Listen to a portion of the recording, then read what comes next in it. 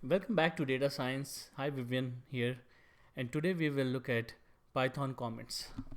So let's go back to our notebook and create a new Python 3 notebook. I'm going to want to learn more about comments. Comments kind of help in documentation or also for other to understand how or what you're actually doing inside the code.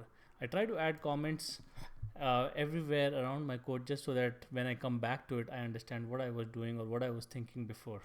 So for example, if I want to do a class on comments, I can say Python comments. If you see, everything is kind of italics and in a different font than regular fonts.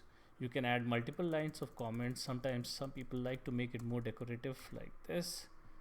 This is my code compound. Can add as many as you want, front and back. That's how it works, and have these comments available. It's not much useful in our Python Jupyter notebook, but it might be helpful if you're using a different editor. For example, here I can say this is my code where I print hello world, and below it I can print hello world, and I can say